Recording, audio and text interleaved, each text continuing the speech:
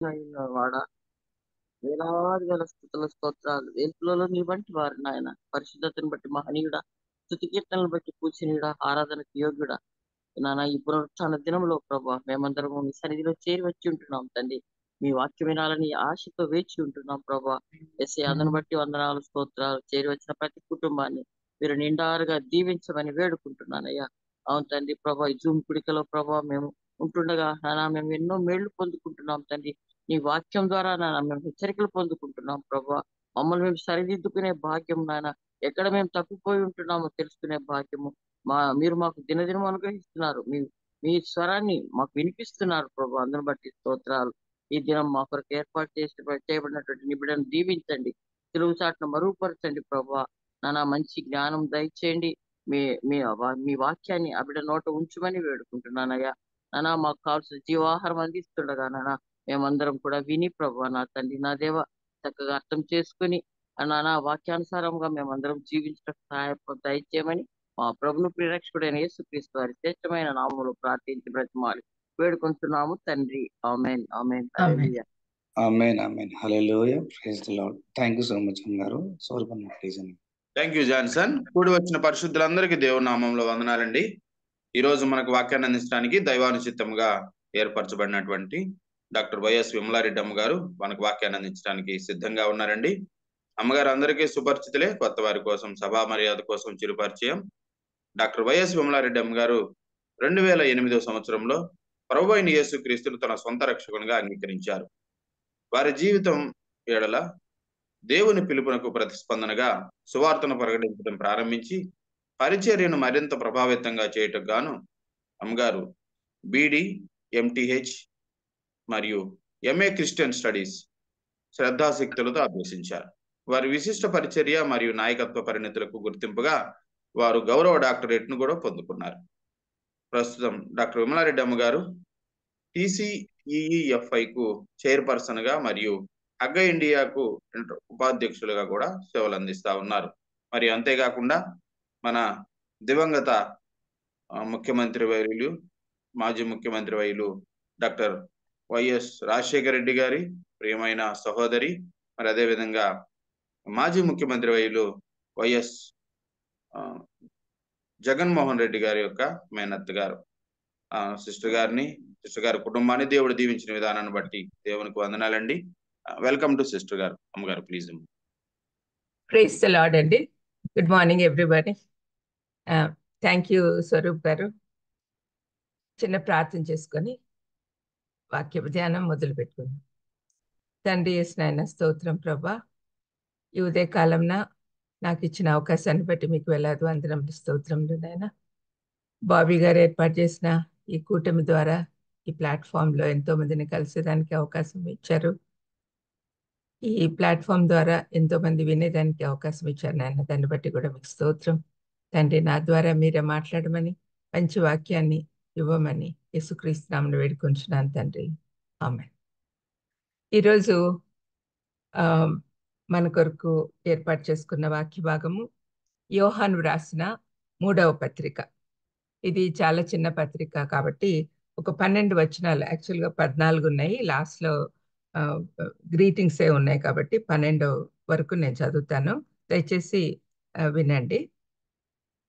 ఇది యోహాను రాసిన 3వ పత్రిక. పెద్దనైన నేను సత్యమును బట్టి ప్రేమించు ప్రియుడైన గాయునకు శుభమని చెప్పి వ్రాయినది. గాయు అనే అతనికి తను యోహాను రాస్తున్నాడు. ప్రియుడా, నీ ఆత్మ వర్ధిల్లుచున్న ప్రకారము నువ్వు అన్ని విషయములలోనూ వర్ధిల్లుచు సౌఖ్యంగా ఉండవలనని ప్రార్థించుచున్నాను. నువ్వు సత్యమును అనుసరించి నడుచుకొనుచున్నావు కనుక సహోదరులు వచ్చి నీ సత్య ప్రవర్తనను గూర్చి సాక్ష్యం చెప్పగా విని బహుగా సంతోషించి తిని. నా పిల్లలు సత్యమును అనుసరించి నడుచుకొనుచున్నారని వినుట కంటే నాకు ఎక్కువైన సంతోషం లేదు. ప్రియుడా, వారు పరదేశులైనను సహోదరులుగా ఉన్న వారికి నువ్వు చేసినదెల్లా విశ్వాసికి తగినట్లుగా చేయుచున్నావు. వారు నీ ప్రేమను గూర్చి సంఘం ఎదుట సాక్ష్యం ఇచ్చిరి. వారు అన్ని జనుల వలన ఏమీయూ తీసుకొనక ఆయన నామం నిమిత్తము బయలుదేరి కనుక దేవునికి తగినట్లుగా నువ్వు వారిని సాగనంపిన ఎడల నీకు యుక్తంగా ఉండును. మనము సత్యమునకు సహాయకులం అగునట్లు అట్టివారికి ఉపచారము చేయ బద్దులమై ఉన్నాం. నేను సంఘములకు ఒక సంగతి వ్రాస్తిని, అయితే వారిలో ప్రధానత్వం కోరుచున్న దియోత్రెపే మమ్మను అంగీకరించటం లేదు. వాడు మమ్మను గూర్చి చెడ్డ మాటలు వదులుచు అది చాలనట్లుగా సహోదరులను తానే చేర్చుకొనక వారిని చేర్చుకున్న మనస్సు గల వారిని కూడా ఆటంకపరచుచు సంఘంలో నుండి వారిని వెలివేయిచున్నాడు. అందుచేత నేను వచ్చినప్పుడు వాడు చేయుచున్న క్రియలను జ్ఞాపకం చేసుకుందును. ప్రియుడా, చెడు కార్యమును కాక మంచి కార్యమును అనుసరించి నడుచుకొను. మేలు చేయువాడు దేవుని సంబంధి, కీడు చేయువాడు దేవుని చూచినవాడు కాడు. దేమేత్రియు అందరి వలనను సత్యం వలనను మంచి సాక్ష్యం పొందినవాడు. మేము కూడా అతనికి సాక్ష్యం ఇచ్చుచున్నాము. మా సాక్ష్యము సత్యమైనదని నువ్వు ఎరుగుదు. ఈ చిన్న పత్రికలో ఎన్నో విషయాలు మనం నేర్చుకోవాల్సినవి ఉన్నాయి. యాక్చువల్గా యోహాను రాసిన ఈ 3 పత్రికలు చాలా అద్భుతంగా ఉంటాయి. మొదటి యోహాన్లో దేవునితో ఉండాల్సిన సహవాసం గురించి చెప్తూ ఉన్నాడు యోహాన్. రెండవ యోహాన్ పత్రికలో అబద్ధ బోధకులతో సహవాసం వద్దు అని చెప్తూ ఉన్నాడు. ఇప్పుడు మనం చదువుకున్న 3వ యోహాన్లో క్రైస్తవ సహోదరులతోటి సహవాసం ప్రోత్సహిస్తూ ఉన్నాడు. ఈ 3 పత్రికలు కూడా సహవాసం గురించే ఉన్నాయి. అయితే ఈ పత్రికలో మనము ముఖ్యమైన పదం ఏంటంటే, ముఖ్యమైన వచనం, మేలు చేయువాడు దేవుని సంబంధి, కీడు చేయువాడు దేవుని చూచినవాడు కాడు. మేలు చేసేవాళ్ళు, కీడు చేసేవాళ్ళు. యాక్చువల్గా ఇది ఒక సంఘం గురించి, సంఘానికి రాస్తున్న లేఖ. ఇందులో 3 క్యారెక్టర్స్ గురించి మనం విన్నాం. వీళ్ళల్లో ఇద్దరేమో మేలు చేయువారు, వాళ్ళు దేవుని సంబంధులు. ఒక ఆయనేమో కీడు చేయువాడు, అతను అపవాది సంబంధి. ఈ 3 గురించి ఈరోజు ప్రత్యేకంగా ఆదివారం రోజున మనతో దేవుడు ఎందుకు మాట్లాడుతున్నాడు అని నేను ఆలోచిస్తూ ఉన్నప్పుడు, అందరం ఈరోజు చర్చ్కి వెళ్తాం కదా, మరి వెళ్ళినప్పుడు ఇటువంటి వాళ్ళని మీరు గమనించాలి. వాళ్ళ జీవితంలో ఫలం చూసి వాళ్ళు సరైన విధంగా సత్యంను అనుసరించి నడుచుకుంటున్నారా లేదా అని మనలో మనము నిర్ణయించుకోవాలి. దేవుడిచ్చిన వివేచనతో మనం ఆలోచించాలి. జ్ఞానము వివేచన దేవుడిచ్చేదే. మరి దేవుడిచ్చిన వివేచనతో మనం అర్థం చేసుకోగలిగితే కీడు చేసే వాళ్ళు ఎవరు, మేలు చేసేవారు ఎవరు అని మనం తెలుసుకోగలం. మనం జడ్జ్ చేసే వాళ్ళం కాదు, కానీ వాళ్ళ బిహేవియర్ వల్ల తెలుస్తుంది. వాళ్ళకి దూరంగా ఉండాలి, మనం వాళ్ళ కోసం ప్రార్థన చేయాలి.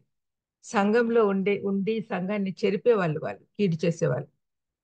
మరి ఇక్కడ మనము 3 చూస్తున్నామని చెప్పాను కదా, ఆ వ్యక్తుల గురించి మనము జ్ఞాపకం చేసుకుందాం. ఫస్ట్ గాయి అనే వ్యక్తిని చూస్తున్నాం.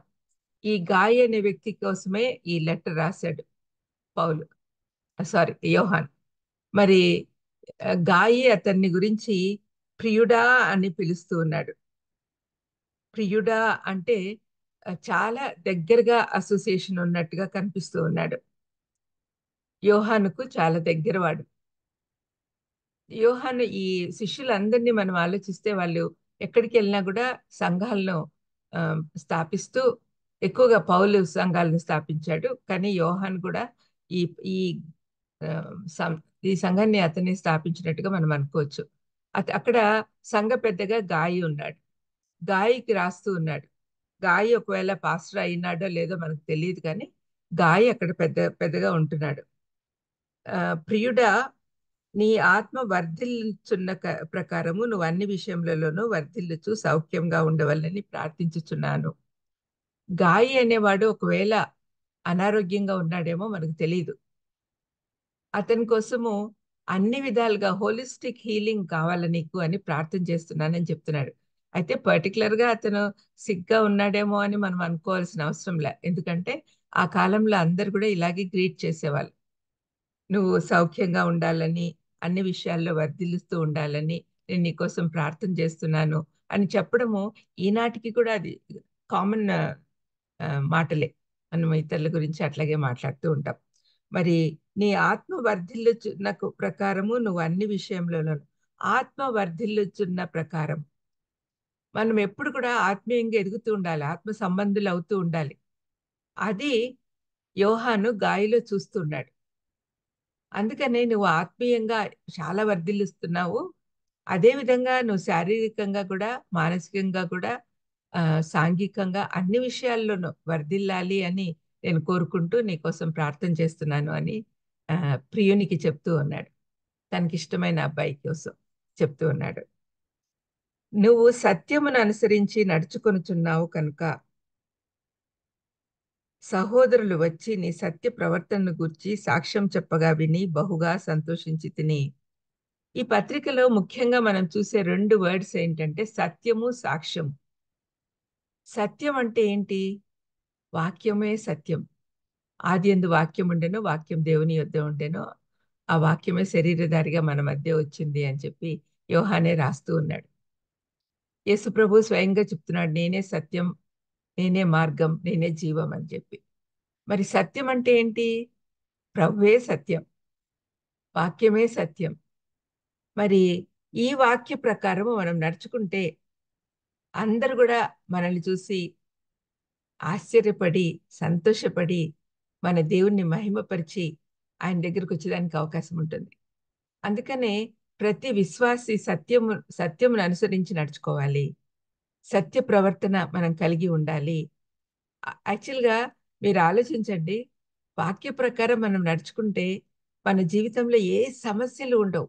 నిల్ కంప్లీట్‌గా సమస్యలు లేకుండా జీవించగలిగేదానికి ఒక్కటే మార్గం దేవుడిచ్చిన ఈ మనకి ఈ బైబిల్ ప్రకారం మనం నడుచుకోవాలి. ఆ వాక్యమే సత్యం. యేసుప్రభువే సత్యం. యేసుప్రభు చెప్పిన మాటలు, ఆయన బోధలు మనం వింటూ ఆయన అపోస్తులకు బోధించాడు. అపోస్తుల బోధలు మనం పాటించాలి. మరి అపోస్తులు యేసుప్రభుతో 3.5 సంవత్సరం నుండి ఆయన ద్వారా నేర్చుకున్న బోధలన్నీ కూడా వాళ్ళు ఇతరులకు బోధించారు ఆది సంఘంలో. మరి ఆ ప్రకారమే మనం కూడా నేర్చుకోవాలి. ఈ యోహాను యేసుప్రభు శిష్యుడు. యేసుప్రభు దగ్గర అత్యంత ప్రియుడిగా ఉన్నాడు. అత్యంత సన్నిహితంగా ఉన్నాడు. యేసుప్రభువుకు సొంత పిన్నమ్మ కొడుకు కూడా. చాలా క్లోజ్‌గా ఉండేవాడు. మరి ఇటువంటి సమయంలో ఇతన్ని గురించి చెప్తూ ఉన్నాడు. గాయని గురించి. నువ్వు సత్యమును అనుసరించి నడుచుకుంటున్నావు. దాన్ని బట్టి నేను సంతోషిస్తున్నాను. అంతేకాకుండా సత్య ప్రవర్తనను గూర్చి సాక్ష్యము చెప్పగా విని బహుగా సంతోషించి తిని. అంటే ఆ కాలంలో ఆహ్, ఈ విశ్వాసులు అటు ఇటు బాగా తిరిగేవాళ్ళనమాట. అంటే ప్రయాణాలు ఎక్కువ చేస్తూ ఉండేవాళ్ళు. ఎందుకంటే వాళ్ళకి దేవుడిచ్చిన ఆజ్ఞ ఏంటంటే సకల లోకానికి వెళ్లి సువార్త ప్రకటించండి అని. అందుకనే విశ్వాసులైన ప్రతి ఒక్కరు, యేసు ప్రభువును ఫాలో అవుతున్న ప్రతి ఒక్కరు కూడా ఇంట్లో వాళ్ళ కంఫర్ట్ జోన్‌లో ఉండకుండా తిరుగుతూ వాక్యము, సువార్త ప్రకటిస్తూ ఉండేవాళ్ళు. దేవుని రాజ్య సువార్త ప్రకటిస్తూ ఉండేవాళ్ళు. సత్యవాక్యాన్ని ప్రకటిస్తూ ఉండేవాళ్ళు. ఇటువంటి వాళ్ళు ఈ ఈ ప్రాంతానికొచ్చి చూసి గాయి ఏ విధంగా ఉంటున్నాడు, సత్యంను అనుసరించి ప్రవర్తిస్తున్నాడు, సత్య ప్రకారం నడుచుకుంటున్నాడు, మాదిరిగా ఉంటున్నాడు వాళ్ళ సంఘంలో అని చెప్పి ఈ శుభవార్తను యోహానుకు అందించినప్పుడు యోహాను బహుగా సంతోషించాను అని చెప్తున్నాడు. బహుగా సంతోషిస్తున్నాను అంటున్నాడు. నీ సత్య ప్రవర్తనను గూర్చి సాక్ష్యం చెప్పగా విని బహుగా సంతోషించి తిని. ఈ సాక్ష్యం అనేది చాలా ఇంపార్టెంట్ అండి. సాక్ష్యము మన గురించి మనం చెప్పడం కాదు గాని, మనల్ని చూసి ఇతరులు మన గురించి సాక్ష్యం చెప్తే అది అభినందనీయం. దేవుడు కూడా సంతోషిస్తాడు. దేవుడు కూడా కొన్నిసార్లు ఈ నా బిడ్డలు ఇతరుల మధ్యలో ఉంటూ సాక్ష్యం చెప్తున్నారు అని మన గురించి చెప్తూ ఉంటే ఎంత బావుంటుంది. అది కూడా కాకుండా మనం ఆయన దగ్గర చేరినప్పుడు బలా నమ్మకమైన మంచి సహోదరి, మంచి మంచి దాసురాలా, మంచి దాసుడా అని అంటూ ఉంటే ఎంత సంతోషంగా ఉంటుంది. మరి మన గురించి సాక్ష్యము చాలా ఇంపార్టెంట్. మనం ఎప్పుడైతే సత్య ప్రకారం నడుచుకుంటామో అప్పుడు మన గురించి సాక్ష్యం చెప్పేవాళ్ళు కూడా ఎక్కువుంటారు. మనల గురించి మనం చెప్పుకోవడం కాదు. దేవుడు చెప్పాలి. దేవుడికి మనం అకౌంటబుల్ ఫస్ట్. తర్వాత మన తోటి మనుషులు, మన చుట్టుపక్కల ఉండేవాళ్ళు. వాళ్ళందరూ కూడా చెప్పుకోవాలి. వీళ్ళు మంచి క్రైస్తవులు. వీళ్ళు దేవుని నామ మహిమార్థం జీవిస్తున్నారు. వీళ్ళు మంచి జీవితం జీవిస్తున్నారు. మంచి క్రైస్తవులుగా ఉంటున్నారు. పౌలు అంటాడు కదా! నేను క్రీస్తుని పోలి నడుచుకున్న ప్రకారం నన్ను పోలి నడుచుకోండి అని. ఆ మాట ఎందుకన్నాడు అంటే అక్కడ సంఘంలో ఎవరు కొరింథీ సంఘంలో ఎవరు కూడా యేసుప్రభువుని చూడలేదు. కానీ యేసు ప్రభు మార్గంలో నడుస్తున్న పౌలుని చూస్తున్నారు. పౌలు ధైర్యంగా చెప్పగలుగుతున్నాడు, యేసు ప్రభు నాకు నేర్పించిన ప్రకారం నేను జీవిస్తున్నా కాబట్టి నన్ను పోలి నడుచుకోండి అంటున్నాడు. యేసు ప్రభుని మీరు ఎలాగో చూడలేదు, మీ కళ్ళ ముందు ఉన్న నన్ను చూసి నేర్చుకోండి అంటున్నాడు. అదే విధంగా మనము చెప్పగలిగి ఉండాలి, మాటల్లో కాదు కానీ చేతల్లో. మనము మంచి క్రైస్తవులము అని చెప్పి సాక్ష్యము మిగలాలి అంటే మనం మన జీవితము ఒక మాదిరిగా ఉండాలి. సాక్ష్యము అంటే ఏంటో మీకు తెలుసు, నేను ఇంతకుముందు చెప్పినట్టున్నాను. సాక్ష్యము అంటే ఇది లీగల్ వర్డ్. మనం ఎప్పుడైతే యేసు ప్రభువుకు సాక్షులుగా నిలబడతామో, అన్యులు యేసు ప్రభును దోషిగా నిలబెట్టినప్పుడు, అపవాది ఆయన మీద నేరారోపణ చేస్తూ ఉన్నప్పుడు, మనము పరిశుద్ధాత్మ శక్తితో ఆయనకు సాక్షులుగా నిలబడాలి. మా దేవుడు చాలా గొప్పవాడు, మేము ఆయన సత్యమును అనుసరించి నడుచుకుంటున్నాం కాబట్టి మా జీవితాలు చూడండి, మా జీవితాల ద్వారా మేము దేవుణ్ణి మహింపరుస్తున్నాం. యేసయ్య మా గురువు, యేసయ్య మా దేవుడు, యేసయ్య ప్రకారమే యేసు మా ప్రభువు, మా జీవితాలను ఏలే రాజు. అందుకనే మేము ఈ విధంగా ఉండగలుగుతున్నాము అని మనం చెప్పగలిగితే వినే వాళ్ళకు, చూసే వాళ్ళకు చాలా సంతోషంగా ఉంటుంది. వాళ్ళు మన గురించి సాక్ష్యం ఇస్తారు. వాళ్ళు యేసుప్రభుని నమ్మిన వాళ్ళు, అందుకనే అంత మంచిగా ఉన్నారు అని చెప్తే మన చుట్టుపక్కల వాళ్ళు మనకి ఎంత సంతోషంగా ఉంటుంది. మనకంటే ఎక్కువగా దేవుడు సంతోషిస్తాడు. మనం ఎప్పుడు కూడా సంతోషపెట్టే వాళ్ళుగా ఉండాలి దేవుణ్ణి. దేవుడు ఎప్పుడు మనల్ని సంతోషపెడుతూ ఉన్నాడు. దేవుడు తన ప్రాణాన్ని మన కోసం ఇచ్చాడు. చివరి రక్త బొట్టు వరకు మన కోసం కార్చాడు. ఎందుకు? ఆయన రక్తంలో మన పాపాలు కడుక్కొని నీతిమంతులుగా తీర్చబడి తన రాజ్యంలోకి తనతో పాటు వస్తామనే ఆశతో మన కోసం ఇంత త్యాగం చేసిన ఆ యేసు ప్రభువుని గురించి మనం సాక్షులుగా నిలబడలేమా ఈ లోకంలో? ఆయన మన కోసం అంత త్యాగం చేసినప్పుడు మనము తోటి వారిని ప్రేమించిన వాళ్ళే, ఇతరులను ప్రేమించిన వాళ్ళే నా శిష్యులని అందరు తెలుసుకుంటారు అని యేసు ప్రభు చెప్పాడు కదా. మరి మనము ఇతరులను ప్రేమిస్తూ, శత్రువులను కూడా ప్రేమిస్తూ సాక్షులుగా నిలబడాలి. ఈ గాయి అనేవాడు ఏమేం కార్యాలు చేస్తున్నాడు అంటే సంఘంలో ఒక మాదిరిగా ఉంటున్నాడు. అంతేకాకుండా అతను చేసినట్టు ఇంకా కొన్ని విషయాలు యోహాన్ ప్రస్తావిస్తాడు. ఇక్కడ అంటున్నాడు, నీ సత్య ప్రవర్తన గురించి సాక్ష్యం చెప్పగా విని బహుగా సంతోషించి తిని. అంతకంటే ఏం కావాలండి? ఆత్మీయ తల్లిదండ్రులకు అంతకంటే ఎక్కువ అవసరం లేదు. మన కోసం ప్రార్థన చేసే మన పాస్టర్లకు మనం సంతోషంగా దేవుని మార్గంలో నడుస్తున్నాము. ఎవరైతే మంచి పాస్టర్లు ఉంటారో వాళ్ళు బోధించిన ప్రకారం మనం నడుచుకుంటూ ఉంటే, వాక్య ప్రకారం మనం నడుచుకుంటూ ఉంటే మన ఆత్మీయ తల్లిదండ్రులు కూడా బాగా సంతోషిస్తారు. నా పిల్లలు సత్యమును అనుసరించి నడుచుకొనుచున్నారని వినుట కంటే నాకు ఎక్కువైన సంతోషం లేదు. ఇక్కడ చెప్తున్నాడు చూడండి, గాయి నా ఆత్మీయ పుత్రుడు, నా పిల్లలు. మనం ఎవరినైతే దేవుని దగ్గరికి నడిపిస్తామో వాళ్ళంతా కూడా మన పిల్లలే. మనము అది ఒక బాధ్యతగా తీసుకోవాలి. మనం మన ఇంట్లో వాళ్ళు కానీ, మన స్నేహితులు కానీ, మన బంధువులు కానీ, మన చుట్టుపక్కల వాళ్ళని కానీ దగ్గరికి నడిపించినప్పుడు వాళ్ళని గురించి జాగ్రత్త చూసుకుంటాం. ఫాలో అప్ చేస్తూ ఉంటాం. మనము ఎవరినైతే దేవుని దగ్గరికి నడిపించామో వాళ్ళు రక్షణ మార్గంలోనే ఉన్నారా లేదా అని అప్పుడప్పుడు మనం ఫాలో అప్ చేస్తూ ఉంటే తప్పనిసరిగా వాళ్ళు మన ఆత్మీయ పిల్లలే అవుతారు. మరి ఆత్మీయ పిల్లల గురించి వాళ్ళు మనం చెప్పిన మాట విని యేసుప్రభుని నమ్ముకొని ఆయన రాజ్యంలోకి ప్రవేశించే అవకాశం పొందుతున్నారు అంటే ఎంత సంతోషంగా ఉంటుంది మనకు. మరి అదే విధంగా గాయిని చూసి యోహాన్ సంతోషపడుతూ ఉన్నాడు. గాయి ప్రోత్సహించేవాడు కూడా. ఆయనకు ఒకవేళ శారీరక ఆరోగ్యం లేకపోయినా ఆత్మీయ ఆరోగ్యం కలవాడు. 2 కొరింథీ 4:16 చెప్పినట్టుగా మేము మా బాహ్య పురుషుడు కృషించుచున్నను, అంతఃపురుషుడు దినదినము నూతన పరచబడుతున్నాడు అని చెప్పగలిగే స్థాయిలో ఉన్నాడు గాయి. బాహ్య పురుషుడు, బాహ్యంగా శరీరము ఒకవేళ వీక్ గా ఉన్నా కూడా ఇట్స్ ఓకే, మనం పరలోకానికి అయితే వెళ్తాం. మనకు మరీ శక్తి లేనప్పుడు దేవుడు శక్తినిస్తాడు తప్పనిసరిగా. అవసరానికి చాలా బాగా శక్తినిస్తాడు. ఈ వారంలోనే మొన్నటి రోజున నేను కాకినాడకి వెళ్ళాను. అంతకు ముందు రోజు చాలా బాగలేదు, హాస్పిటల్లో చేరాల్సిన పరిస్థితి వచ్చింది. స్టమక్ అప్సెట్ అయ్యి చాలా కష్టపడ్డాను అనమాట. మరి అలాంటప్పుడు మా పిల్లలు హాస్పిటల్కి చేర్పించాలని అనుకున్నప్పుడు డాక్టర్ గారు ఇచ్చిన మందులు వాడితే తగ్గిపోయింది. అయితే నెక్స్ట్ డే ప్రయాణం అంటే ఎవరు ఒప్పుకోలేదు. కానీ దేవుడు నన్ను కాకినాడకు తీసుకెళ్ళాడు. అక్కడ ఒక మీటింగ్‌లో పార్టిసిపేట్ చేసి మళ్ళీ సాయంత్రంకి వచ్చిన. అసలు నిన్నటి రోజు నాకు బాగాలేదనే విషయమే అక్కడ ఉన్నప్పుడు నాకు గుర్తురాలేదు. ఆ విధంగా మనల్ని శక్తిస్తాడు.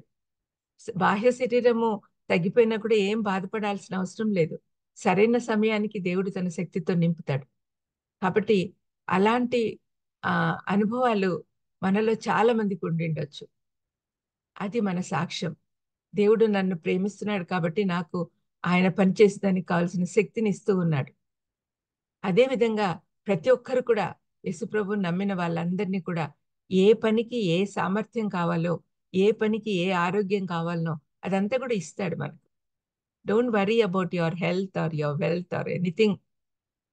డూ నాట్ వరీ అని చెప్పాడు కదా దేవుడు. మీ చింత యావత్తు నా మీద వేయండి అని చెప్పిన ఆ దేవాది దేవుడు మనకుండగా మనకేంటి లోటు? ఆ విధంగా అనుకునే వాళ్ళని చూసి సాక్ష్యం ఇస్తారు అందరూ. మరి అటువంటి సాక్ష్యము మన గురించి దేవుడికి చెప్పాలి, ఇతరులకు చెప్పాలి. ప్రియుడా, 5వ వచనం, వారు పరదేశులైనను సహోదరులుగా ఉన్న వారికి నువ్వు చేసినదెల్లా విశ్వాసికి తగినట్లుగా చేయుచున్నావు. ఇక్కడ ఆతిథ్యం గురించి మాట్లాడుతున్నాడు యోహాన్. ఆ కాలంలో హోటల్స్ లేవు. విశ్వాసులు, ఆ, శిష్యులు, లేకపోతే యేసుప్రభుని అనుసరించే వాళ్ళు ప్రతి ప్రదేశానికి వెళ్ళి సువార్త ప్రకటిస్తున్న సమయంలో వాళ్ళకి ఆతిథ్యం ఇవ్వాల్సిన అవసరం ఎంతైనా ఉంది. ఈనాడు అయితే భయంకరమైన పరిస్థితులు, మనము సరిగ్గా వాళ్ళ గురించి తెలియకపోతే మనం ఆతిథ్యం ఇవ్వడానికి కష్టపడతాం. కానీ ఆనాడు ఎవరైనా సరే ఆతిథ్యం అడిగినప్పుడు ఇవ్వాల్సిన అవసరం ఉండేది అప్పుడు. ఎందుకంటే వాళ్ళకు సరైన భోజనం ఉండేది కాదు, సరైన ప్లేస్ పడుకోవడానికి ఉండేది కాదు, రెస్ట్ తీసుకోవడానికి స్థలం ఉండేది కాదు. అటువంటి సమయంలో ఆతిథ్యం ఇవ్వడం అనేది కంపల్సరీ. నువ్వు చేసినదల్లా విశ్వాసికి తగినట్లుగా చేయుచున్నావు అంటే విశ్వాసులందరూ ఆ విధంగా చేయాల్సిన అవసరం ఉంది. ఆ దేవుని సత్యంలో దారి తప్పకుండా నడుస్తూ సువార్థికులకు ఆతిథ్యం ఇస్తున్నాడు ఈ గాయి. ఆతిథ్యం ఇస్తూ ఉన్నాడు. కాబట్టి మనం అందరం కూడా ఆతిథ్యం తీసుకోవాలి. ఆతిథ్యం ఇవ్వడానికి మనము హెసిటేట్ చేయకూడదు. తప్పనిసరిగా మనం చెయ్యాలి అని మనము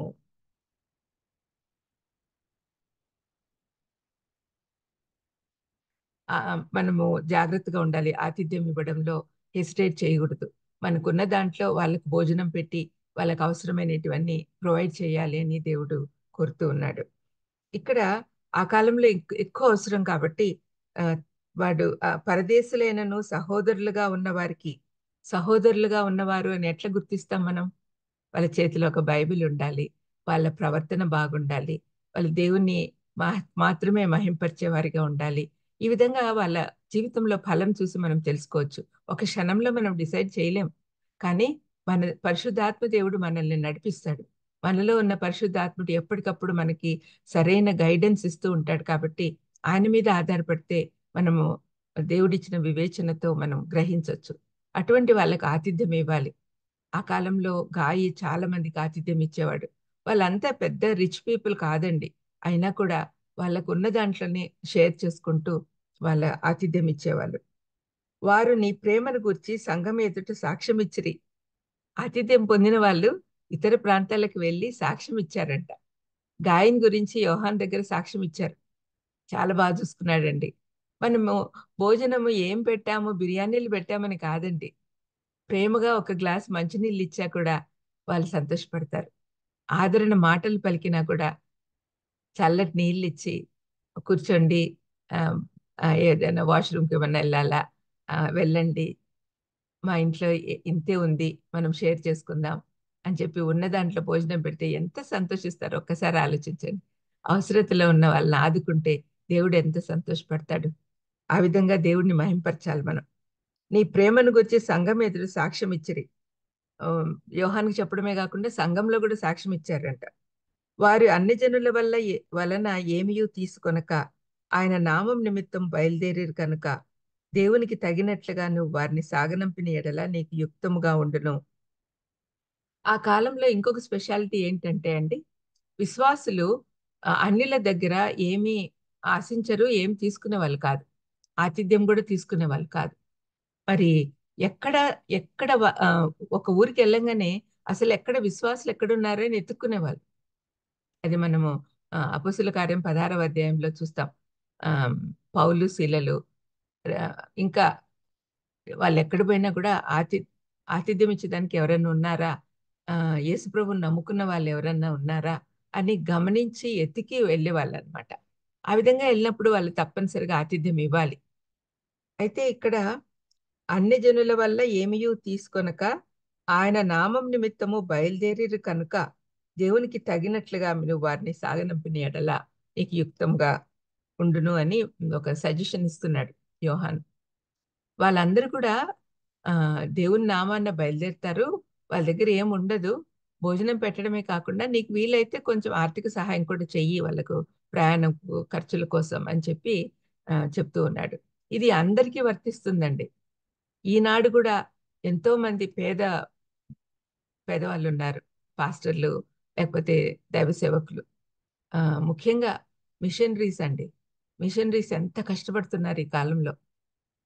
మన దేశంలోనే నార్త్ ఇండియాకి ఎంతమంది వెళ్ళి ఎన్ని శ్రమలు పడుతూ ఉన్నారు. వాళ్ళందరికి కూడా మనం పోలేకపోయినా వాళ్ళు మన పక్షాన పోతున్నారు కదా! దేవుని పక్షాన వాళ్ళు పోతున్నారు. వాళ్ళ కోసం మనం ఇవ్వాలి. ఇచ్చేది నేర్చుకుందాం. ఎందుకంటే యేసుప్రభు ప్రేమను మనం ఎప్పుడు పొందుకుంటామో అప్పుడే మనం కూడా ఇవ్వడం నేర్చుకోవాలి. ఆయన ప్రేమ ఉండే వాళ్ళు ప్రతి ఒక్కరు కూడా ఇవ్వడం మొదలుపెడతారు. ప్రతి ఒక్కరు కూడా దేవుని పని చేసే వాళ్ళకు సహాయం చేయాలి. మనం చేయలేకపోయినా వాళ్ళు చేస్తున్నారు కదా! మనం చేయాల్సిన పని వాళ్ళు చేస్తున్నారు కాబట్టి వాళ్ళకు ఆర్థికంగా మనము హెల్ప్ చేయాలి అని కూడా ఈ మాటల్లో మనం అర్థం చేసుకోవచ్చు. మనము సత్యమునకు సహాయకులు అగునట్లు అట్టి వారికి ఉపకారం చేయ బద్దులమై ఉన్నాం. ఇది చెప్తున్నాడు చూడండి. ఇదే మాటలు యోహాను చెప్తున్నాడు. సత్యానికి సహాయకులం అవుతాం అట్లా చేస్తే. సత్యము స్ప్రెడ్ అవ్వడానికి మనము సహాయం చేసిన వారం అవుతాం. కాబట్టి ఉపదేశకులకు, బోధకులకు, అటు ఇటు తిరుగుతూ సువార్త చెప్పే వాళ్ళకు, ఇవాంజలిస్ట్‌లకు, మిషనరీస్‌కు వాళ్ళ ప్రయాణాలకు అవసరమైన డబ్బులు మీరు ప్రొవైడ్ చేయండి అని యోహాను మనకు కూడా చెప్తున్నట్టుగా అనిపిస్తుంది. ఇప్పుడు ఇదంతా గాయ గురించి చెప్పిన మాటలు. సత్యమునకు సాక్షిగా ఉంటూ ప్రాక్టికల్ మినిస్ట్రీ చేస్తూ ఉన్నాడు. Being a good servant of the saints is a witness to the last. ఇది చూడండి, ఇప్పుడు మనము ఈ విధంగా మనము ఆతిథ్యం ఇస్తూ దైవ సేవకులను ఆదరిస్తూ ఉంటే అన్యులకు కూడా, లేకపోతే సంఘంలో ఉండి అలాంటి పనులు చేయలేని వాళ్ళకి కూడా వాళ్ళకొక మాదిరి అయితుంది. వాళ్ళు చేస్తున్నారు కదా! వాళ్ళు వాళ్ళు చేయడం వల్ల దేవుడు సంతోషపడుతున్నాడు. దేవునికి మహిమొస్తుంది. మనం కూడా అలాగే చేద్దామా అన్న ఆలోచన వాళ్ళలో ఆహ్, వచ్చేదానికి అవకాశం ఉంటుంది. దేవుని వాక్యానికి విధేయులుగా ఉండాలి మేము కూడా అన్న ఆలోచన వాళ్ళకు కలిగిస్తది. ఈ గాయి అనేవాడు సత్యానికి సహాయకుడు. సత్యము స్ప్రెడ్ అవ్వడానికి సహాయం చేస్తున్నాడు. మనం కూడా అలాగుందామా? గాయలో ఉండే లక్షణాలన్నీ మీరొకసారి మళ్ళీ చదువుకోండి. ఆ లక్షణాలన్నీ మనలో ఉండాల్సిన లక్షణాలు. సత్యానికి విధేయులై ఉండాలి. సత్య ప్రకారం నడుచుకోవాలి. సత్య ప్రకారం నడుచుకునే వారికి సహాయం చేయాలి. ఈ విధంగా ఉంటూ మనం ఇతరులకు సాక్షులుగా ఉండాలి. ఈ 4 పాయింట్స్ మీరు గుర్తుపెట్టుకొని గాయలాగా మనం ఉండాలని మనం ఆలోచిద్దాం. నెక్స్ట్ ఒక నెగెటివ్ క్యారెక్టర్‌ని గురించి చెప్తూ ఉన్నాడు. ఈ నెగెటివ్ క్యారెక్టరు గురించి చెప్పడంలో కూడా ఒక ఒక ఉద్దేశ్యం ఉంది. సంఘంలో అందరూ పాజిటివ్ క్యారెక్టర్సే ఉండరండి. అందరూ సత్యానికి అనుగుణంగా నడిచేవాళ్ళు, సత్యానికి లోబడి ఉండేవాళ్ళు ఉండరు. సంఘంలో శరీర సంబంధులు, ఆత్మ సంబంధులు 2 వెరైటీస్ ఉంటారు కదా! యాక్చువల్‌గా శరీర సంబంధులే ఎక్కువ కనపడుతూ ఉంటారు మనకు. దిమెత్రియు అదే దియోత్రెఫీ అనేవాడు ఆహ్, శరీర సంబంధి. అతనికి పదవులు కావాలి. అతను ఆహ్, డిక్టేటర్ అనుకోవచ్చు. మరి అటువంటి వాడిని గురించి చెప్పడం ద్వారా గాయిని ప్రోత్సహించిన వాడవుతున్నాడు యోహాను. గాయి గాయితో చెప్తున్నట్టు, దియోత్రెఫీలాగా నువ్వు లేవు. నువ్వు చాలా మంచివాడివి అని చెప్తున్నట్లుగా కూడా ఇండైరెక్ట్‌గా అనిపిస్తుంది. చూడండి. నేను సంఘమునకు ఒక సంగతి వ్రాసి తిని. అయితే వారిలో ప్రధానత్వం కోరుచున్న దియోత్రెఫే మమ్మల్ని అంగీకరించటం లేదు. అంతకుముందు ఒక లెటర్ రాసినట్టుగా ఉన్నాడు. కనిపిస్తుంది. మరి అప్పుడు రాసినప్పుడు ఈ దియోత్రెఫీని కొంచెము జాగ్రత్తగా ఉండు, నువ్వు అతిగా బిహేవ్ చేస్తున్నావని ఏమన్నా వార్నింగ్ ఇచ్చాడేమో మనకు తెలియదు. అందుకనే దియోత్రెఫేకి యోహాన్ అంటే అసలు ఇష్టంలా, ప్రధానత్వం కోరుతున్నాడు అతను. తను ఇంపార్టెంట్ టాప్ పొజిషన్లో ఉండాలి అని కోరుతూ ఉన్నాడు. ఎవరు కూడా హెచ్చింపు కోరుకోకూడదు. హెచ్చించి వారు తగ్గింపబడదురు అని దేవుని వాక్యం చెప్తుంది. ఎవరైతే దీనత్వంతో ఉంటారో, అందుకే గాయికి ఇంపార్టెన్స్ ఇచ్చాడు యోహాన్. దేవుడు కూడా అతన్ని ఫస్ట్గా రాస్తూ ఉన్నాడు గాయి గురించి. మంచి క్యారెక్టర్, పాజిటివ్ క్యారెక్టర్, అందరినీ ఇన్ఫ్లుయెన్స్ చేసే character. At the same time Diotrephes negative character. అతన్ని లక్షణాలు ఎవరివి మనకు ఉండకూడదు. మనము బైబిల్లో గమనిస్తే 2 రకాల మనుషులు మనకు దేవుడు చూపిస్తూ ఉన్నాడు. ఎవరు మంచి వాళ్ళో మాదిరిగా తీసుకొని మీరు జీవితాల్లో పాటించండి. ఎవరు చెడ్డవారిగా ఉన్నారో వాళ్ళలో ఉన్న చెడు మనలో అంటుకోకుండా చూసుకోండి అని చెప్పినట్లుగా మనము బైబిల్ అర్థం చేసుకోవాలి. వారిలో ప్రధానత్వం కోరుచున్న దియోత్రెఫే అంటే డిక్టేటర్షిప్. తనే గొప్పవాడు, తనే అందరికంటే ఎక్కువ, అంటే చర్చిలో ఇంపార్టెంట్ పర్సన్ తనే ఉండాలి. క్రైస్ట్ సెంటర్డ్ చర్చ్గా ఉండడం ఆయనకి ఇష్టం లే, దియోత్రెఫే సెంటర్డ్ చర్చ్గా ఉండాలి. ఈ కాలంలో చాలా మంది పాస్టర్లు అలాగే ఉన్నారు కదండి. పలానోళ్ళ చర్చ్ నేను వెళ్తున్నానంటే గర్వించే వాళ్ళు కూడా ఉన్నారు విశ్వాసుల్లో కొంతమంది. ఆ గొప్ప చర్చికి వెళ్తున్నాను, ఆ గొప్ప పాస్టర్ గారి దగ్గర నేను శిష్యరికం చేస్తున్నాను అని చెప్పుకోవడం ఎక్కువైపోయింది. అంటే అప్పుడు యేసుప్రభు శిష్యులు కాదా మీరు? దియోత్రెఫే శిష్యులా? దియోత్రెఫే ప్రధానత్వం కోరుకుంటున్నాడు, అది తప్పు అని చెప్పడము యోహాను చెప్పినాడు కాబట్టి యోహాన్ అంటే ఇష్టపడట్లేదు. మనం కూడా ఎవరికైనా అట్లా చెప్తే మనల్ని కూడా ఇష్టపడరండి. ఏదైనా తప్పు చేస్తున్నామని చెప్పి ఎవరికైనా మనం వార్నింగ్ చెప్తే వాళ్ళు మనల్ని ఇష్టపడరు. అయినా కూడా దేవుడు వాళ్ళలో తప్పులు ఎత్తి చూపించమని చెప్పినాడు. బహిరంగంగా కాదు కానీ రహస్యంగా వాళ్ళకి చెప్పాలి. ఇక్కడ చెప్పినప్పుడు యోహాన్ చెప్పినప్పుడు దియోత్రెఫే అంగీకరించటం లేదు. వాడు మమ్మల్ని గురించి చెడ్డ మాటలు వదులుచు అది చాలనట్లుగా సహోదరులను తానే చేర్చుకొనక వారిని చేర్చుకున్న మనస్సు గల వారిని కూడా ఆటంకపరచుచు సంఘంలో నుండి వారిని వెలివేయుచున్నాడు. ఎంత చెడ్డ క్రియలు చేస్తున్నాడు చూడండి. కీడు చేస్తున్నాడు సంఘానికి. ఏం చేస్తున్నాడు?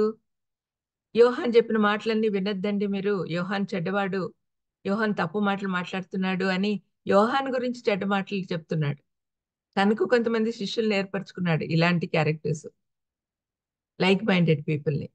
మరి వాళ్ళందరూ ఒక గుంపుగా చేరి యోహానుకు వ్యతిరేకంగా చేస్తూ ఉన్నారు.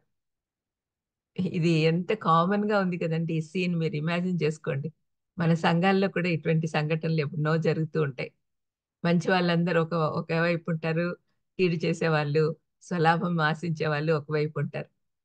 మరి ఇటువంటి వాళ్ళు ఎట్టున్నారో ఎక్కడున్నారో మీరు గమనించి అటువంటి వారిని ప్రోత్సహించకుండా ఉండాలని ప్రభు నామంలో మిమ్మల్ని అందరినీ కోరుతూ ఉన్నా. ఇక్కడ ఏమంటున్నాడు? దియోత్రెఫే ఏమంటున్నాడు? యోహాన్ మంచివాడు కాదు, యోహాన్ చెప్పే మాటలు మంచివి కాదు అని చెప్తూ, అంతేకాకుండా అది చాలనట్లుగా సహోదరులను తానే చేర్చుకొనక, ఆతిథ్యం ఇవ్వడం తను చేయకపోగా ఇతరులను కూడా చేయకుండా ఆపుతున్నాడు. ఆ విధంగా చేసిన వాళ్ళని సంఘం నుంచి వెలివేయుచున్నాడంట. అంటే సంఘంలో చాలా ఇంపార్టెంట్ పోస్టులోనే ఉన్నట్టు ఈయన. మరి వెలివేసే అధికారం సంఘ పెద్దలకే ఉంటుంది కదా. మరి ఇతను సంఘ పెద్దగా ఉంటూ, గాయి కూడా సంఘ పెద్దనే, ఈయన కూడా సంఘ పెద్దనే. మరి వీళ్ళిద్దరిలో కాంట్రాస్ట్ చూడండి. ఈ విధంగా కాంట్రాస్ట్ చూపించడం వల్ల గాయి కూడా ప్రోత్సహించబడుతున్నాడు. ఈ డిక్టేటర్ల గురించి మనకు చెప్పడం వల్ల మనం కూడా ఏది మంచో ఏది చెడో తెలుసుకోవాలి. ఆతిథ్యం ఇవ్వడం మానేసి ఆతిథ్యం ఇచ్చే వాళ్ళని కూడా ప్రోత్సహించకుండా వాళ్ళను సంఘం నుంచే వెలివేస్తున్నాడంట. ఎంత తప్పు చేస్తున్నాడు చూడండి. మరి ఇటువంటి వారిని ఏమనాలి? సత్యానికి వ్యతిరేకంగా ప్రవర్తిస్తున్నాడు అనాలి. సత్యమైన యేసయ్యను ఫాలో అవ్వట్లేదు అనాలి. దేవుణ్ణి మహిమపరచడం లేదు అనుకోవాలి. మరి అందుచేత నేను వచ్చినప్పుడు వాడు చేయుచున్న క్రియలను జ్ఞాపకం చేసుకుందును. మీరేమి ఇప్పుడు చెప్పినా కూడా వినట్లేండి, నేను వచ్చినప్పుడు చూసుకుంటాను, నేను అతనితో డీల్ చేయగలను అని యోహాను వాళ్ళతో చెప్తూ ఉన్నాడు అనమాట. Don't worry about him. గాయకి రాస్తున్న లెటర్లో రాస్తున్నాడు, నువ్వు వరీ అవ్వద్దు, అతన్ని మార్చే శక్తి నీకు లేదు, నేను వచ్చినప్పుడు చూసుకుంటాలే, అతన్ని ఫాలో అవ్వద్దు, నువ్వు నీ పాటికి నువ్వు నీ పని చేసుకుంటా పో అని చెప్పినట్టుగా అనిపిస్తుంది. మరి ఇక్కడ 2 క్యారెక్టర్స్ ఎంత కాంట్రాస్ట్ చూడండి. ఒకరేమో సత్యం అనుసరించి నడుస్తున్నారు, ఒకరేమో సత్యానికి విరుద్ధంగా నడుస్తున్నాడు. ఒకడేమో యేసుప్రభుని ప్రేమిస్తున్నాడు, ఒకడేమో యేసుప్రభుకు ఆపోజిట్ గా చేస్తున్నాడు, యేసుప్రభుని ప్రేమించటం లేదు. యేసుప్రభు మాటలు చెప్పిన యోహాన్ను ద్వేషిస్తూ ఉన్నాడు. ఒకరేమో ఆతిథ్యం ఇస్తున్నారు, ఇంకొకరు ఆతిథ్యం ఇవ్వకపోగా ఆతిథ్యం ఇచ్చే వారిని కూడా సంఘం నుంచి వెలివేస్తూ ఉన్నాడు. ఎంత భయంకరమైన కాంట్రాస్ట్ కనపడుతుంది చూడండి వీళ్ళిద్దరిలో. దయచేసి ఈరోజు చర్చ్కి వెళ్ళినప్పుడు మీరు కూడా ప్రార్థన చేసి, దేవుడు మీకు వివేచన ఇచ్చిన కొలది ఇటువంటి వారిని గమనించండి, అటువంటి వారి దూరంగా ఉండండి. దుష్టుల ఆలోచన చొప్పున నడవక, పాపుల మార్గంలో నిలువక, అపహాసకులు కూర్చుండ చోట కూర్చుండక ఉండేవాడే వాడు ధన్యుడు అని దేవుని వాక్యం చెప్తుంది. మరి ఇటువంటి వాళ్ళందరూ కూడా ఈ దియోత్రెఫే రకం మనుషులే. మరి అటువంటి వారికి దూరంగా ఉండాలి. 11th verse అండి. ప్రియుడా, చెడు కార్యంను కాక మంచి కార్యం అనుసరించి నడుచుకొనుము. ఇది మనందరికీ చెప్పిన మాట అండి. చెడు కార్యమును కాక మంచి కార్యం అనుసరించి నడుచుకున్నాము. ఇప్పుడు ఇద్దరిని గురించి చూసాం కదా, మంచి కార్యాలు చేసేవాళ్ళు, చెడు కార్యాలు చేసేవాళ్ళు. మీరు మంచి కార్యాలు చేసే వాళ్ళను ఫాలో అవ్వండి అని యోహాన్ చెప్తున్నాడు. ఇది నెక్స్ట్ మాటలు, మేలు చేయువాడు దేవుని సంబంధి, కీడు చేయువాడు దేవుని చూచినవాడు కాదు. దేవుని సంబంధి గాయి, కీడు చేసేవాడు దియోత్రెఫే, అతని దేవుణ్ణి కూడా చూడలేదు అంటున్నాడు. అంటే దేవుడి గురించి తెలుసు, అయితే దేవుని మాటలు వినాలని అనుకోవట్లేదు, దాని ప్రకారం నడుచుకోవాలని అనుకోవట్లేదు. మరి అటువంటి వాడిని మీరు ఫాలో అవ్వద్దండి అని చెప్తున్నాడు. వాడు అసలు దేవుణ్ణి చూచిన వాడే కాదు, అంటే దేవుని గురించి అర్థం చేసుకోలే. దేవుడు కాదు తనకు కావాల్సింది ముఖ్యం, తనని తాను హెచ్చించుకోవడమే ముఖ్యం. ఇటువంటి వాళ్ళను దూరంగా ఉంచండి. ఇంకా 12వ వచనంలో ఇంకొక క్యారెక్టర్ గురించి కూడా చెప్తూ ఉన్నాడు. ఇక్కడ దేమేత్రియు అందరి వలనను సత్యం వలనను మంచి సాక్ష్యం పొందినవాడు. ఇక్కడ ఇంకొక వ్యక్తి దేమేత్రి, ఇతను కూడా మంచివాడు, సత్యం అనుసరించి నడుస్తూ ఉన్నాడు, మంచి సాక్ష్యం పొందినవాడు. మేము కూడా అతనికి సాక్ష్యం ఇస్తున్నాము, మా సాక్ష్యము సత్యమైనదని నువ్వు ఎరుగుదువు. నాకు కూడా తెలుసు అతని గురించి, అక్కడి నుంచి వచ్చిన వాళ్ళు అతని గురించి కూడా చెప్పారు, అతను మంచివాడు, నీకు కూడా అతనికి తెలుసు, అతని గురించి తెలుసు కదా, నేను కూడా అతన్ని ఎండోర్స్ చేస్తున్నా అంటున్నాడు యోహాన్. అవును, అతని గురించి నేను కూడా మంచిగా విన్నాను, అతను సత్యం అనుసరించి నడుస్తున్నాడు, నీలాగే ఉన్నాడు అని చెప్పి గాయకి చెప్తూ ఉన్నాడు అనమాట. సత్యం అనుసరించి నడుస్తూ ఉన్నాడు, అందరి వలనను సత్యం వలనను మంచి సాక్ష్యం పొందినవాడు. ఈ దేమేత్రి కేవలం సత్యం వల్లనే కాకుండా సంఘంలో మిగతా అందరి దగ్గర సాక్ష్యం పొందినవాడు. మేము కూడా అతనికి సాక్ష్యం ఇచ్చుచున్నాము, మా సాక్ష్యము సత్యమైనదని నువ్వు ఎరుగుదువు. ఇక్కడ అబద్ధ బోధనను తిరస్కరించటే కాక సత్యముని అనుసరించి సత్యంని చేర్చుకోవాలి అని కూడా ఇక్కడ చెప్తూ ఉన్నాడు. ఇక్కడ ఈ 2 క్యారెక్టర్స్ ను మనం చూస్తే, గాయలో ఉన్న లక్షణాలన్నీ ఏమీ దియోత్రెఫీలో లేవు.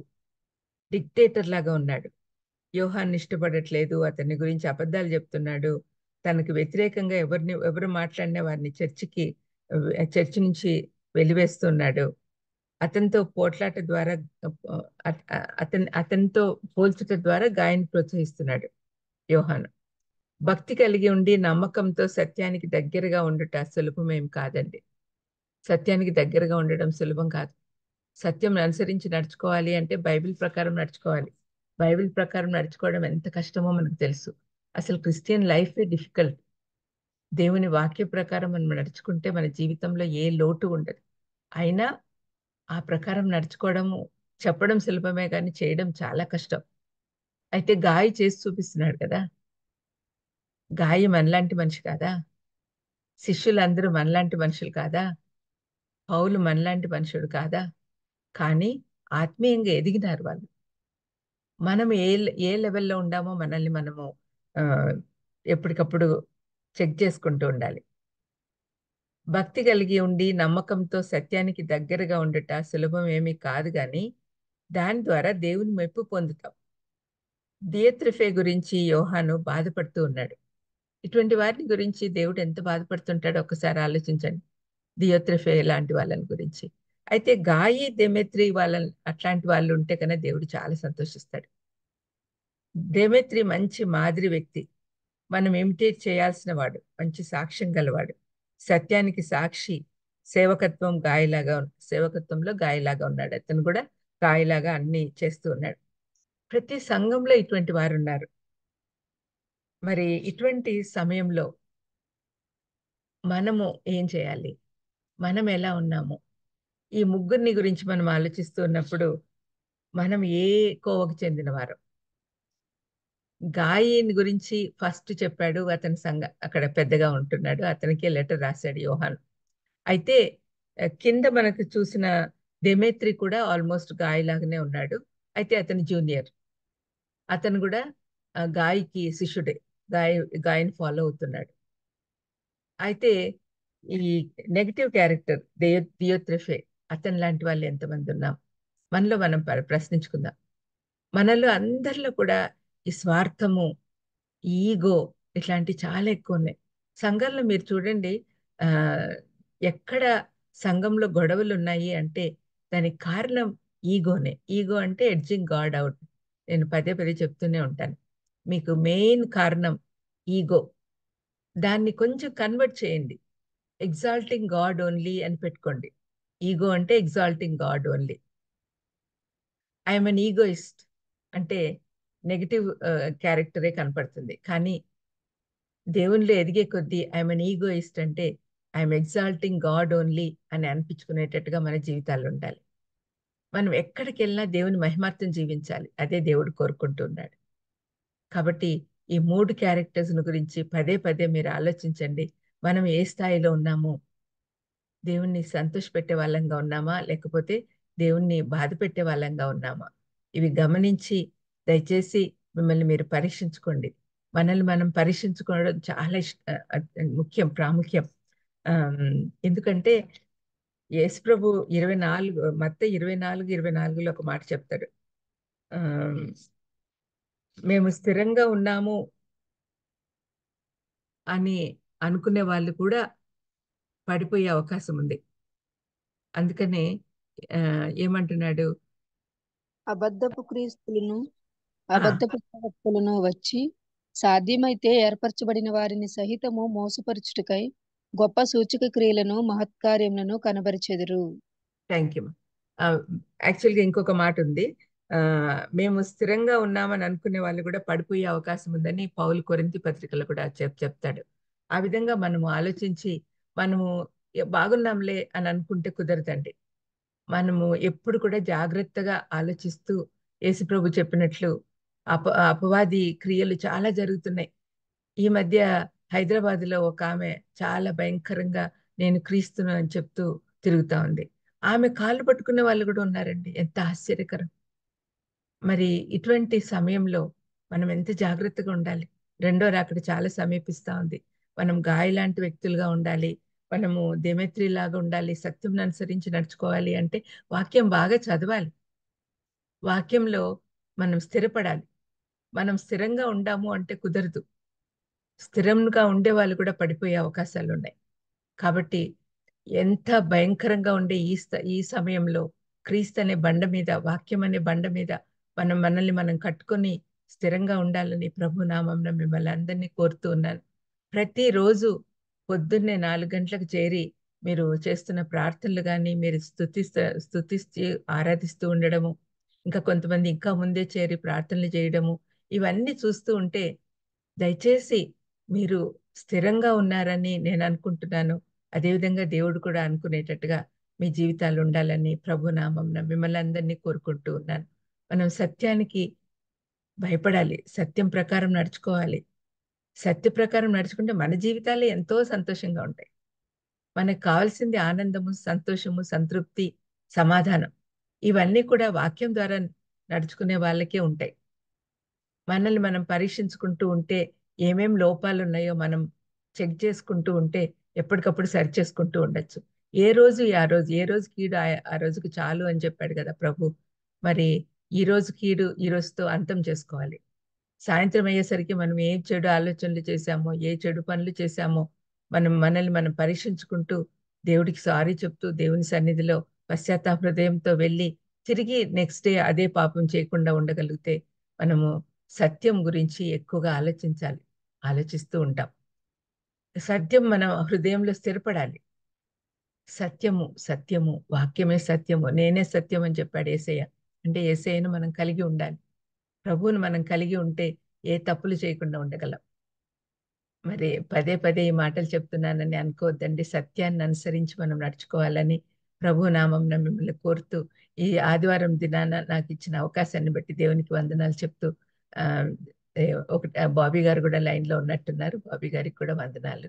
దేవునికి స్తోత్రం. Praise the lord. Thank you.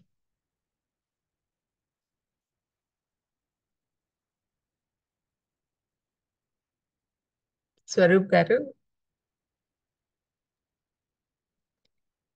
చిన్న ప్రార్థన చేసుకుందాం. దయామయుడా యేసు నాయన స్తోత్రం ప్రభా. తండ్రి, మాకు ఈరోజు ముగ్గురు వ్యక్తులను చూపించారు నాయన. గాయి, డియోత్రెఫే, డేమెత్రి, ఈ 3 క్యారెక్టర్స్ మేము చాలా జాగ్రత్తగా దాని గురించి ధ్యానించుకొని తండ్రి, మేము కూడా ఏది చెడు అది వదిలిపెట్టి గాయలాగా ఉండేదానికి మాకు సహాయం చేయమని యేసుక్రీస్తు నామమున వేడుకొంచున్నాను తండ్రి. ఆమెన్. God bless you. వందనాలు అమ్మ గారు. వందనాలు. వర్చువల్ ఫెలోషిప్ తరపున అందరి తరపున మీకు వందనాలు తెలియజేస్తున్నాము. థ్యాంక్ ఎంతో యూ. ప్రోత్సాహకరమైనటువంటి స్థితిగతులు మార్చుకోవాల్సిన మాటలు మాకు తెలియజేశారు. అందును బట్టి వందనాలు. కూడి వచ్చిన పరిశుద్ధులందరికీ వందనాలండి. మరి ఆఖరి ప్రార్థన ఆశీర్వాదం ఇవ్వవలసిందిగా పాస్టర్ జామీ రవికుమార్ గారిని హృదయపూర్వకంగా మనవి చేస్తున్నాం.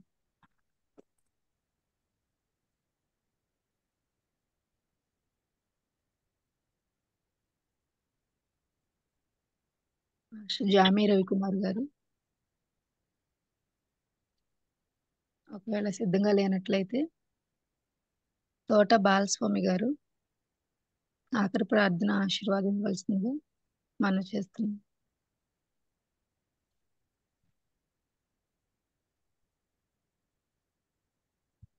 విజయ్ కుమార్ గారు మీరు చేయండి అయ్య గారు.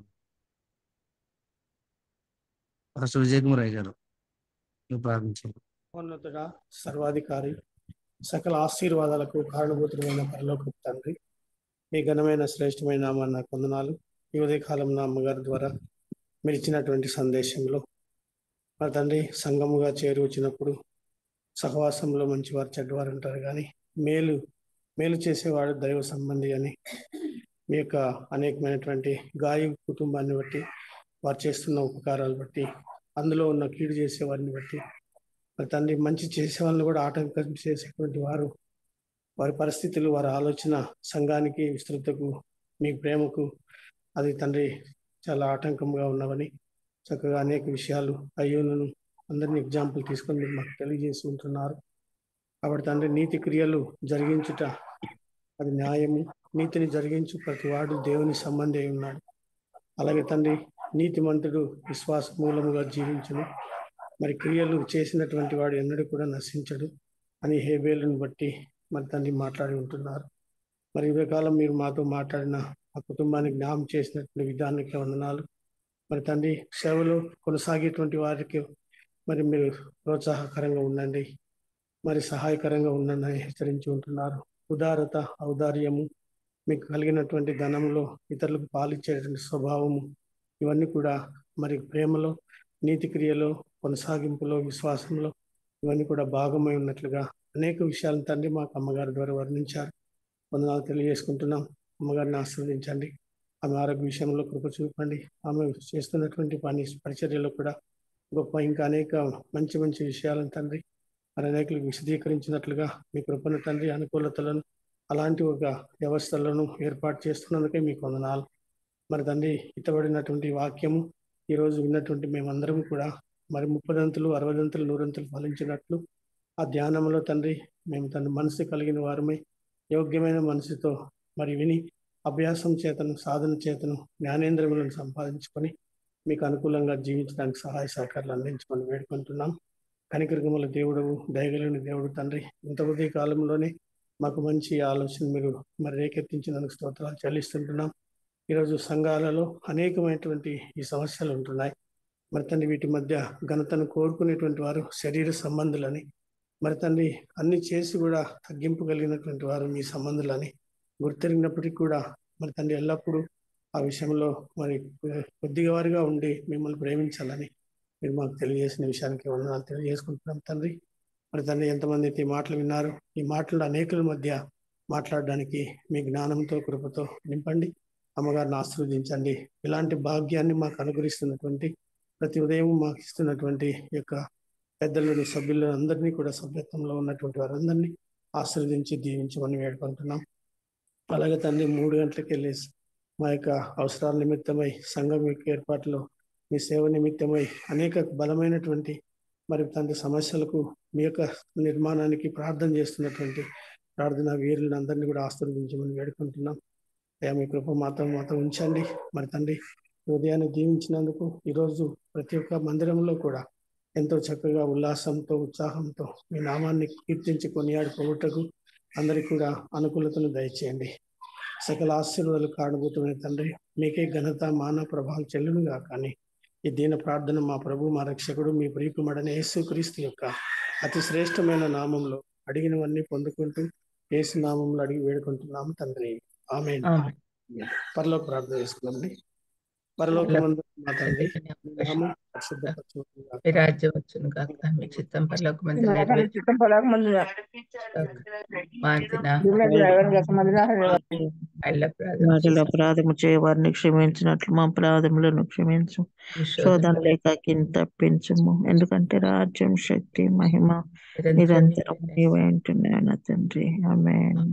ఆశీర్వదిస్తున్నాండి.